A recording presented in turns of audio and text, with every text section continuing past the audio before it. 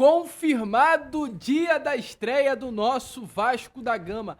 Anota na sua agenda, vascaíno, que o Vasco já tem data marcada para estrear na Sul-Americana contra a equipe do Melgar, no Peru. A gente, é claro, vai falar sobre isso aqui com vocês neste Boa Noite Gigante, e assim como essas, muitas outras novidades, muitas outras informações. Um Boa Noite Gigante que chega aí para você nesta noite de terça-feira, bastante movimentado, bastante agitado e completamente imperdível. Vamos falar Sul-Americana, vamos falar do técnico Fábio Carille, vamos falar da entrevista coletiva de Pablo Verratti nesta tarde de terça-feira e muitas outras informações. Um Boa Noite Gigante que chega para você de uma forma completamente imperdível. Entretanto, meu amigo torcedor, antes de começar o vídeo, antes de deixar todos vocês muito bem informados sobre o nosso Cruz Maltino, como sempre faço aqui no canal, quero dar as boas-vindas a todos vocês que estão chegando aqui pela primeira vez. Para quem ainda não me conhece, muito prazer, tá? Eu sou o Lucas, você está no canal do Gigante Vasco. Esse daqui, para você que não sabe, é o canal do Torcedor Vascaíno. Estamos aqui todos os dias, 3 vezes por dia, com o Acorda Vascão sempre às 7 horas da manhã, o Fala Gigante pela parte da tarde e o Boa Noite Gigante pela parte da noite. Então eu conto muito com você. Não saia sem deixar o seu like, o seu joinha, o seu gostei, se inscrever no canal e ajudar o crescimento aqui da nossa família. Fechou? Vambora então, né, meu amigo torcedor vascaíno, sem muita enrolação, falar logo de Vasco. Vou até pegar aqui o microfone em mãos pra gente ter uma troca melhor, pra gente trocar essa ideia de uma forma mais tranquila aqui nessa noite de terça, né? A começar, primeiramente com vocês, este Boa Noite Gigante, falando sobre a estreia do Vasco na Sul-Americana, tá? Tivemos aí divulgado o calendário da Sul-Americana de 2025 do Vasco. O Vasco estreará no Peru contra a equipe do Melgar às 7 horas da noite, numa quarta-feira, no dia 2 de abril. Uma estreia importante na altitude do Peru, um jogo que vai definir muita coisa. O Vasco ele tem por obrigação levar no Peru, ou aliás, melhor dizendo, né, trazer do Peru pontos. O Vasco da Gama ele tem que pontuar contra Melgar e contra vou até lembrar o nome, né, porque é Puerto Cabello. O Vasco tem a obrigação de pontuar, o Vasco tem a obrigação de conquistar pontos. Então essa estreia é um jogo importante, já, falta pouco, dia 2 de março. Estamos no dia 18 de março, aliás, a estreia no dia 2 de abril, então pouco menos aí de 20 dias. E é de fato um jogo importante. A gente trouxe até a vocês, né, na manhã de hoje, a gente deixou muito bem claro que as partidas contra a equipe do Melgar e contra o Puerto Cabello são jogos, meu amigo, em que o Vasco tem a obrigação de pontuar. Por quê?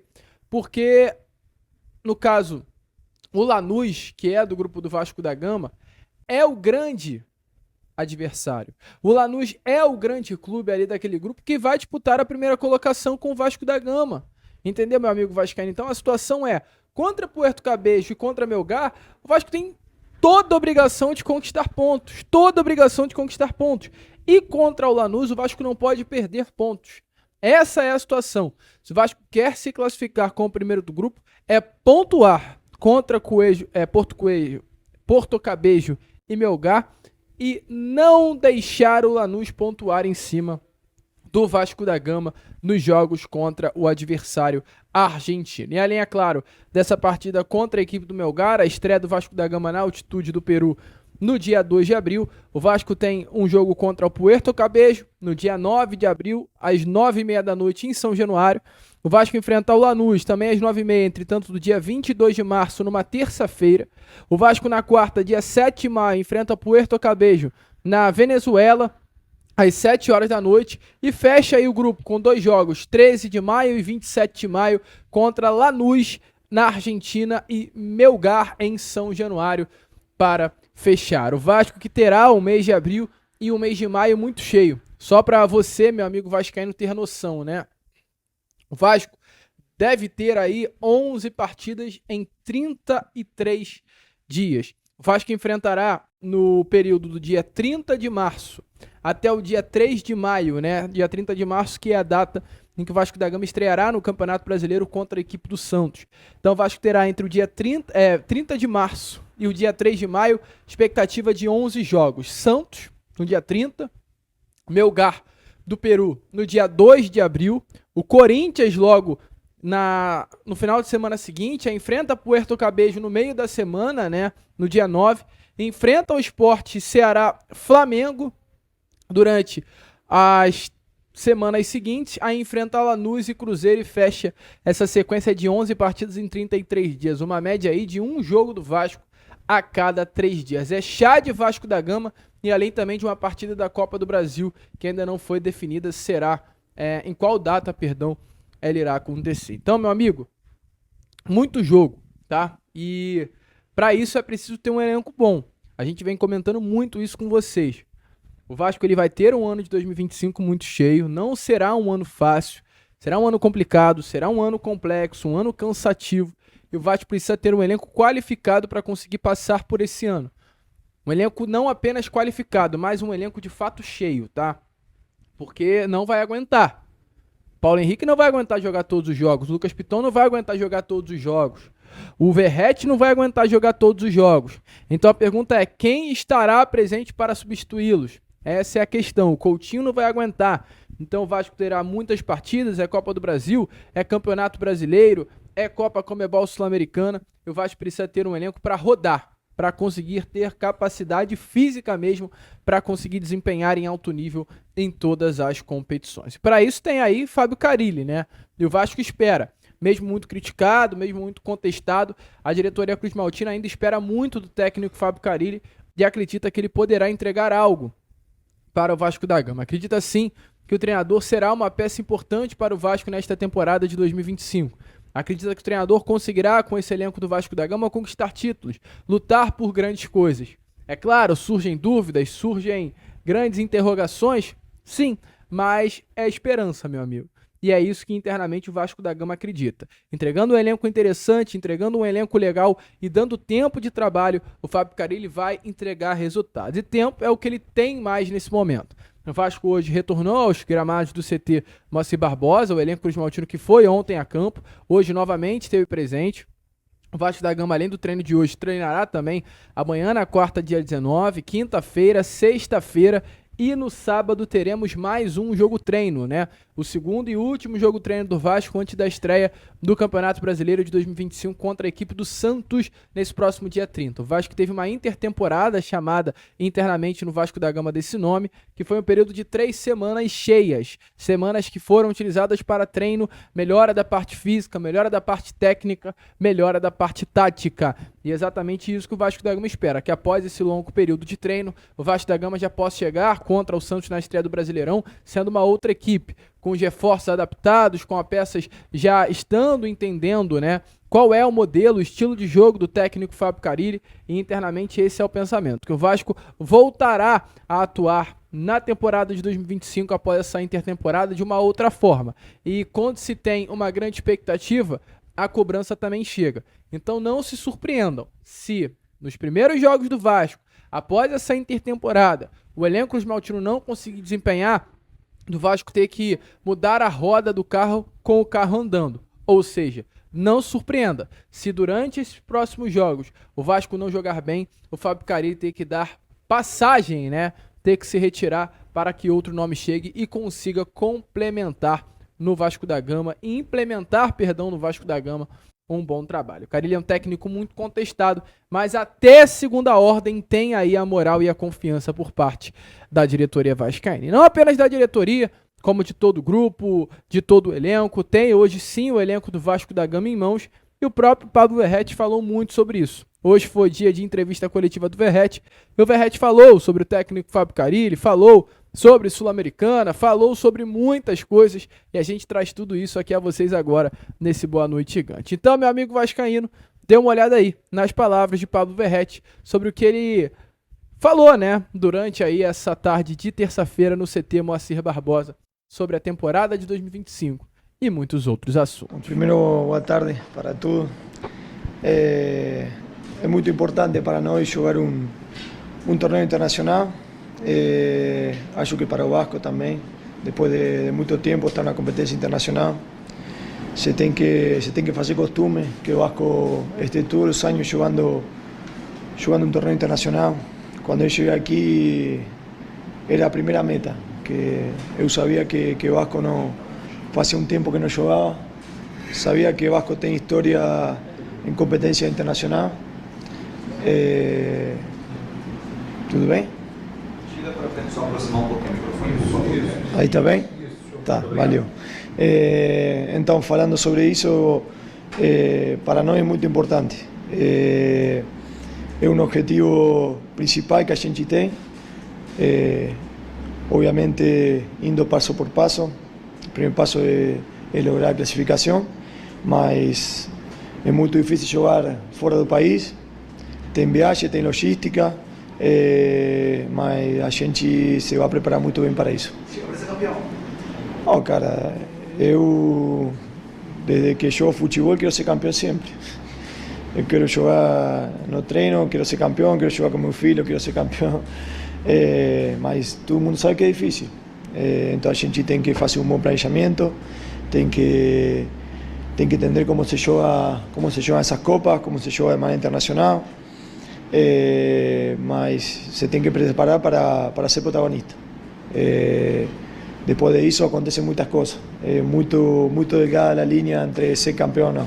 Então a gente tem que preparar para fazer uma boa competição, para classificar como primeiro passo e depois ir passo a passo, mas claramente na cabeça de todo mundo é ser campeão, mas todo mundo sabe que não é fácil. Boa tarde, Verrete. Thiago Carvalho, da Band. Você sempre falou, de fato, que você queria jogar competições internacionais, que você veio para o Vasco para isso, que era um momento importante da tua carreira. Imagino que ontem tenha sido um dia apreensivo para vocês. Vocês tinham curiosidade de saber qual grupo cairiam, com quais adversários. Depois de visto o sorteio, o que vocês tiraram de ideia desse grupo que o Vasco vai pegar? Acho que das equipes que ali tem, o Lanús talvez seja a que você mais conhece. O que você pode falar para a gente desse grupo que o Vasco vai jogar? A gente tem que respeitar a todo adversário. Se a gente tem muita expectativa, o único que a gente por aí não queria era viajar contra um time de muita altura, porque é foda jogar aí. Mas depois a gente, para ser campeão, tem que jogar com qualquer. Acho que é um bom grupo para nós. Tem viagem, mas não tem muita altura. A gente também vai viajar à Argentina. Tem um time como o Lanús que é um time muito forte. Se bem agora não está uma boa sequência, é um time que é muito duro, vai ser muito duro jogar lá, mas a gente tem que preparar para isso. Olá, Verrete. Joel Silva, do canal Colina em Foco. Você foi artilheiro do Campeonato Carioca, tendo uma média superior, né, do que Cano e do que o Max, né, com menos jogos e mais gols. Mais uma artilharia para você, assim como foi artilheiro também da Copa do Brasil. O Vasco não fazia um artilheiro do Campeonato Carioca desde 2014, isso mostra, né, o quanto você tem superado as expectativas, né, do torcedor vascaíno e do próprio Vasco. E eu gostaria de saber, né, além da Copa Sul-Americana, está vindo aí um Campeonato Brasileiro. Então, qual é a sua expectativa? Se você já conhece essa competição também, você que fez muitos gols nas últimas 2 edições, e caso seja artilheiro do Campeonato Brasileiro, vai ser o primeiro jogador que foi artilheiro do argentino e também do Campeonato Brasileiro. Essa é uma meta para você? Qual é a sua expectativa para o Campeonato Brasileiro também? Obrigado.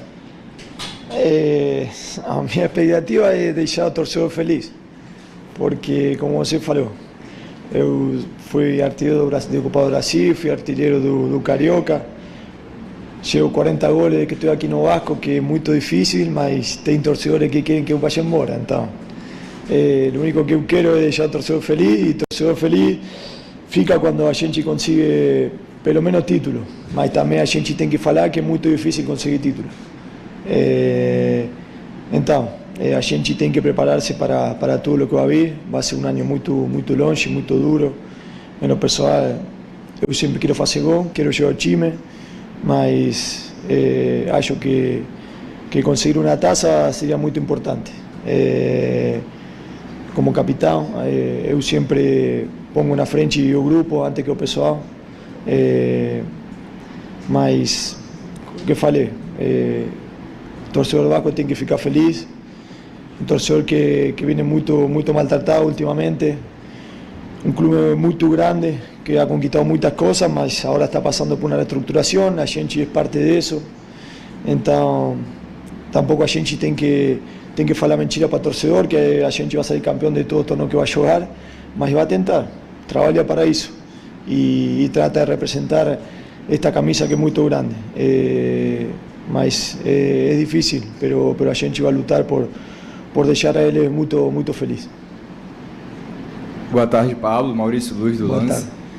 Voltando um pouquinho a falar de Sul-Americana, você teve muito sucesso na Argentina, né? Mas contra o Lanús, não sei se isso é um dado que você tem na sua mente, você não marcou.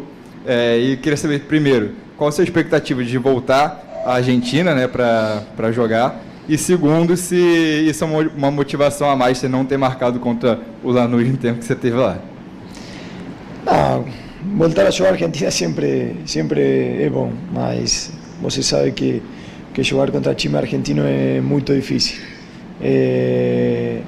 Então a gente tem que preparar da melhor maneira. Todo desafio com esta camisa tem que ser tomado com muita importância, com muita responsabilidade. A gente sabe a camisa que viste, não tem que escolher o jogo. Eu falo que a gente não tem que escolher o jogo com esta camisa, mas tem que ser inteligente e tem que dar a importância que cada torneio tem. Eu tomo todos os partidos, todos os jogos da mesma maneira. Para mim é uma final, é o jogo da minha vida e é a única maneira que eu entendo que esta profissão tem que ser tomada. Então não escolho o jogo, não escolho a competência, não escolho o rival. Só quero ganhar e quero marcar sempre. Mas também a gente sabe que isso não acontece sempre. Mas a gente está fazendo uma boa preparação agora para encarar tudo o que vai vir, que vai ser um ano muito longe. Verrete, boa tarde, tudo bem? Dieguinho, canal Futebolaço. Artilheiro da Copa do Brasil do ano passado, artilheiro do Campeonato Carioca desse ano, caminhando para construir uma idolatria, principalmente com os torcedores mais jovens do Vasco, mas ainda assim, durante esse Campeonato Carioca, surgiram bastante críticas. E eu não ouvi você ainda falar sobre, então eu queria te dar a oportunidade para saber se você concorda. Muita gente diz que você tem dificuldade de jogar fora da área, que o Vasco precisa, em jogos específicos, ter um 9 um pouco mais móvel. Queria te ouvir. Você concorda com essas críticas? Não concorda? Caso concorde, você tem feito algo para melhorar? Obrigado. Cara, as críticas fazem parte da vida, do futebol, de qualquer trabalho. Mas aqui a gente está muito mais exposta. Eu não dou importância ao que fala o torcedor. Porque o torcedor também falou que eu era o melhor jogador do mundo no momento. Eu tampouco acredito nisso. Eu mantenho um equilíbrio muito importante em minha cabeça. Respeito muito ao torcedor, muito. Acepto a crítica, mas trato de não ouvir tudo o que se fala, porque senão a gente fica muito louca, fica pensando nisso. Eu já tenho uma idade muito importante na qual dou importância ao que realmente é importante. Eu trabalho, eu entreno, eu me dedico, eu sou muito responsável, eu faço tudo para melhorar. Minha parte está feita. Dentro do campo eu entrego tudo o que tenho. Eu falo sempre para os garotos também, que eles passam de um jogo a outro de ser o salvador a ser o jogador mais ruim do futebol brasileiro. E para ele afeta muito. Então eu falo o tempo todo para eles que não tem que escutar, que não tem que ler. As redes sociais são muito ruins nesse sentido. Qualquer pessoa fala, qualquer pessoa escreve, sem sentido comum. Então, é nosso trabalho. O futebol é o mais hermoso do mundo, mas tem essas coisas. Tem muita coisa boa, mas tem isso também. A gente tem que esquecer disso, seguir trabalhando. E todos os jogos, esta camisa exige o máximo. Então eu estou acostumado a isso. Cada jogo dá o melhor. Eu cada jogo tenho que fazer gol, cada jogo tenho que ser o melhor. Acontece que as coisas não são assim e quando as críticas vêm, eu sigo trabalhando. Não dou muita importância a isso. Só agradeço o carinho da torcida que que para mim isso é muito importante e sou muito grato a isso. Desde que eu cheguei aqui me trataram muito bem e só isso, tá? Verrete, boa tarde a todos. Flávio Vinick, do SBT. O Vasco vai estrear no Campeonato Brasileiro contra o Santos e existe uma expectativa aí da presença do Neymar nesse jogo. Vai ser uma atração, claro, no Campeonato Brasileiro, uma figura internacional. Para você é interessante jogar contra ele? Chama a atenção, né, do jogo e ganha um pouco de importância a presença dele. Para você muda alguma coisa? Chega a ser bacana, legal para você também enfrentar um jogador como Neymar, Verrete? Cara, eu respeito muito a jogadores desse nível, como ele, como Felipe, mas quando eu entro dentro do campo esqueço de tudo. Sinceramente, eu só quero que chegue esse jogo e ganhar o Santos. Se está ele ou não, a mim não me modifica muito, mas a gente respeita ele, sabe o jogador que é.